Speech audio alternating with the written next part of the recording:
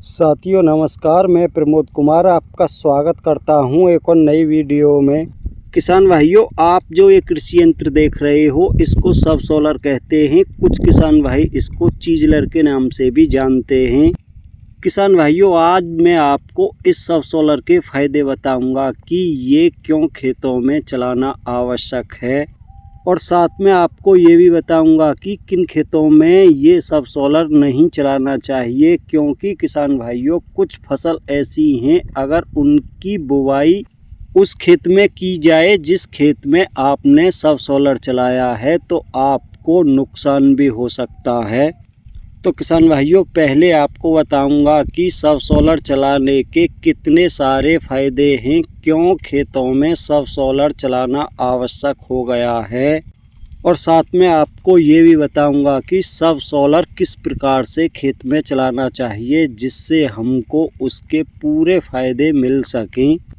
लेकिन उससे पहले आप सभी से कहना चाहूँगा कि वीडियो को लाइक करें, दूसरे किसान भाइयों के साथ ज़्यादा से ज़्यादा वीडियो को शेयर करें, और जिन भाइयों ने अभी तक हमारा चैनल सब्सक्राइब नहीं किया है वो किसान भाई चैनल को सब्सक्राइब करें। साथ में घंटी के बटन को ऑल पर सेलेक्ट कर दें ताकि तब भी मैं कोई नई वीडियो डालूं तो उसका नोटिफिकेशन सबसे पहले आप तक पहुंच सके। तो किसान भाइयों, पहले ये जान लेते हैं कि किन खेतों में सब सोलर चलाना चाहिए और किन खेतों में सब सोलर नहीं चलाना चाहिए। तो साथियों, वैसे तो आप अपने सभी खेतों में सब सोलर चला सकते हो, इसके ढेर सारे फायदे होते हैं। लेकिन किसान भाइयों, उन खेतों में सब सोलर नहीं चलाना चाहिए जिन खेतों में आप धान की रुपाई कराते हो। क्योंकि अगर आप उन खेतों में सब सोलर चलाते हो तो उसमें आपको नुकसान होगा।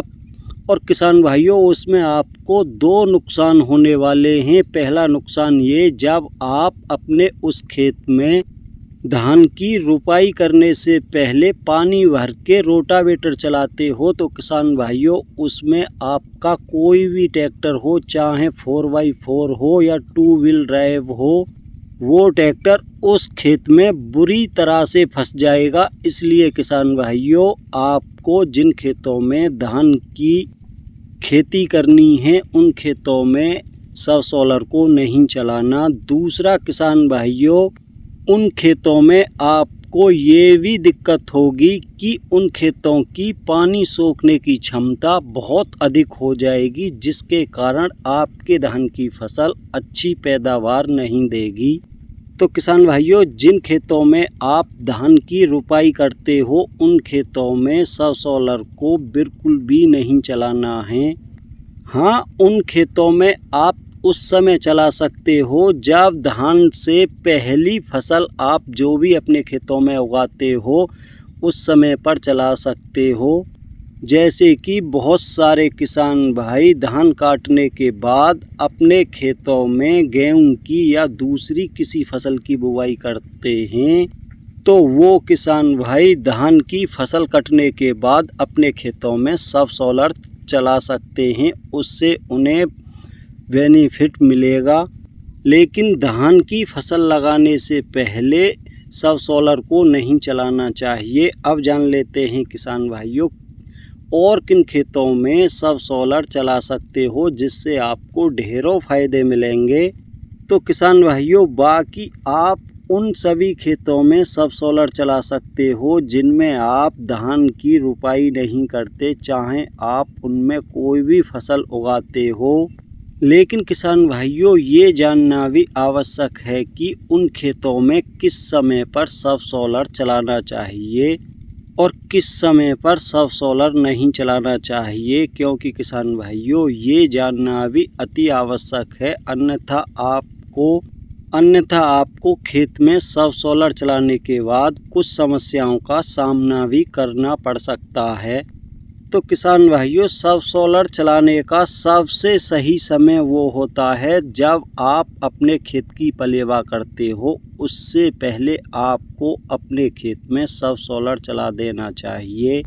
अगर आप अपने खेतों में सब सोलर खेत की पलेवा करने के बाद चलाते हो तो किसान भाइयों, आपको ये नुकसान होगा कि आपने अपने खेत में जो भी फसल बोई है, जब भी आप पहली सिंचाई उस फसल की करोगे तो उस खेत में उस जगह पर मिट्टी बैठने लगेगी जहां पर आपने सबसॉइलर से हार्ड लेयर को तोड़ा है, जिसके कारण किसान भाइयों मिट्टी के साथ आपकी फसल भी अंदर को धंस जाएगी।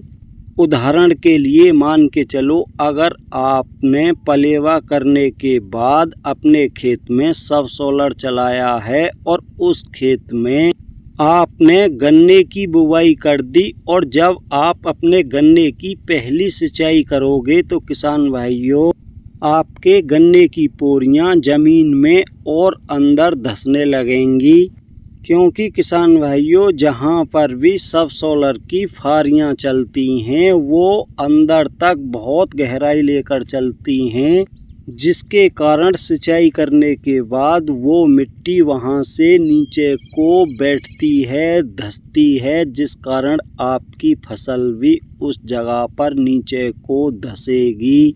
तो अच्छा यही रहेगा कि पलेवा करने से पहले ही आप अपने खेतों में सबसॉइलर चला लें, उसके बाद पलेवा करें, तब आपको सबसॉइलर चलाने के बहुत सारे फ़ायदे मिलेंगे। तो किसान भाइयों अब जान लेते हैं कि सबसॉइलर चलाने के क्या फ़ायदे होते हैं, क्यों सबसॉइलर सभी किसान भाइयों को अपने खेतों में चलाना चाहिए।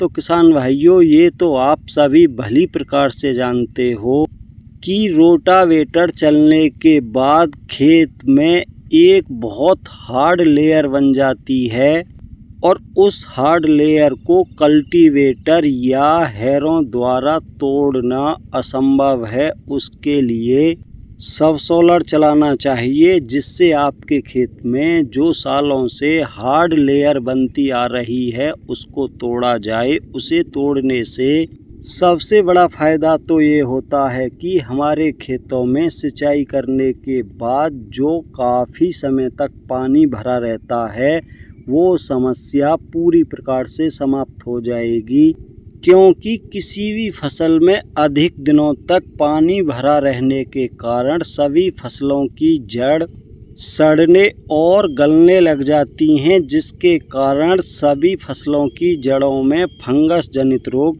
पनपने लगते हैं। तो सबसॉइलर चलाने के बाद आपके खेत की पानी सोखने की क्षमता अधिक हो जाएगी, जिसके कारण किसान भाइयों आपकी चाहे कोई भी फसल हो उसकी जड़ें स्वस्थ रहेंगी। और दूसरा सबसे बड़ा फ़ायदा ये होता है कि किसान भाइयों आपने देखा होगा जब सिंचाई की जाती है किसी भी खेत की तो उस खेत में पानी खड़ा रहता है काफ़ी समय तक, और जब वो पानी सूखता है तो हमारे खेत की मिट्टी बहुत जल्दी सूख जाती है और वो मिट्टी हार्ड हो जाती है। लेकिन खेत में सबसॉइलर चलाने से मिट्टी में काफ़ी लंबे समय के लिए नमी बरकरार रहती है। और किसान भाइयों चाहे आपकी गन्ना फसल हो या और दूसरी कोई भी फसल हो, धान को छोड़कर चाहे आपकी कोई भी फसल हो, किसान भाइयों सभी फसलों के लिए नमी की ही आवश्यकता होती है। किसी भी फसल के लिए अधिक पानी की आवश्यकता नहीं होती, सिर्फ आप अपने खेत की मिट्टी में नमी बनाए रखें तो किसान भाइयों आपकी फसल का उत्पादन बहुत अच्छा निकलेगा।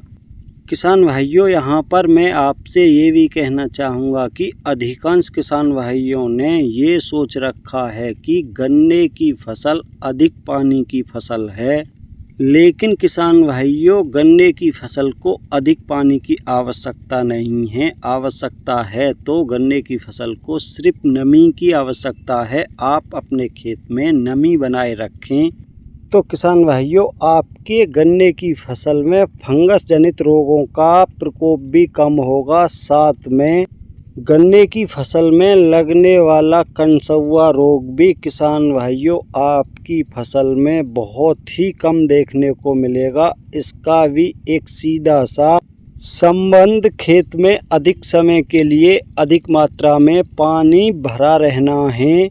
वो किसान भाइयों आपको अगली नई वीडियो में बताऊंगा कि अधिक समय तक खेत में पानी खड़ा रहने के कारण ही गन्ने की फसल में फंगस जनित रोग अधिक फैलते हैं। साथ में गन्ने की फसल में लगने वाला कंसुआ रोग भी इसी कारण अधिक फैलता है। वो सारी जानकारी आपको अगली नई वीडियो में देने की कोशिश करूंगा।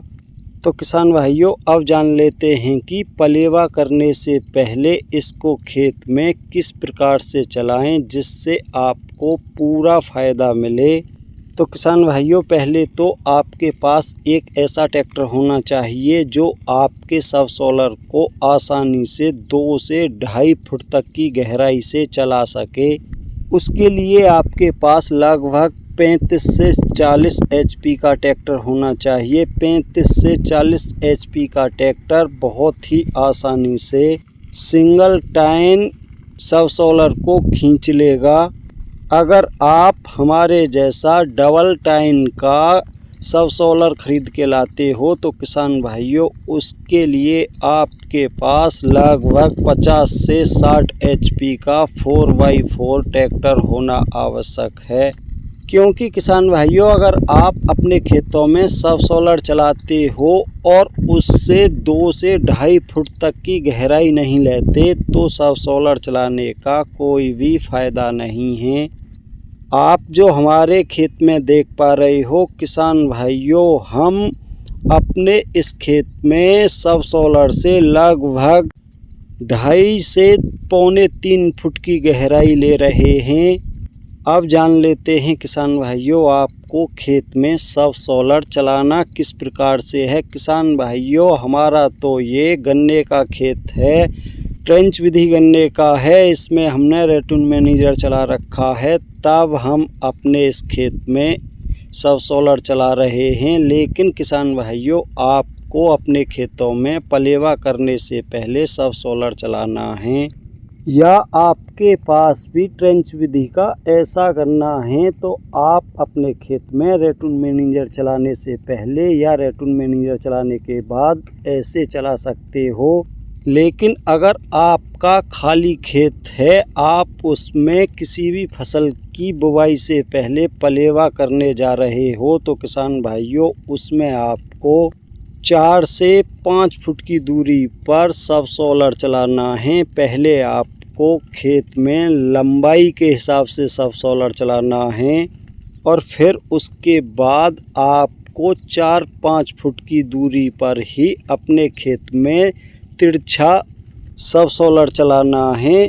उसके बाद आप अपने खेत की पलेवा करें, तब आपको सबसॉइलर चलाने के ढेर सारे फ़ायदे मिलेंगे। किसान भाइयों वीडियो अधिक लंबी होने के कारण आपको मैं सबसॉइलर चलाने के सभी फ़ायदों के बारे में नहीं बता सकता। तो किसान भाइयों आज की वीडियो में इतना ही था। वीडियो पसंद आई हो तो वीडियो को लाइक करें, दूसरे किसान भाइयों के साथ ज़्यादा से ज़्यादा वीडियो को शेयर करें और अभी तक जिन भाइयों ने हमारा चैनल सब्सक्राइब नहीं किया है कृपया हमारे चैनल को सब्सक्राइब करें। साथ में घंटी के बटन को ऑल पर सेलेक्ट कर दें ताकि तब भी मैं कोई नई वीडियो डालूं तो उसका नोटिफिकेशन सबसे पहले आप तक पहुंच सके।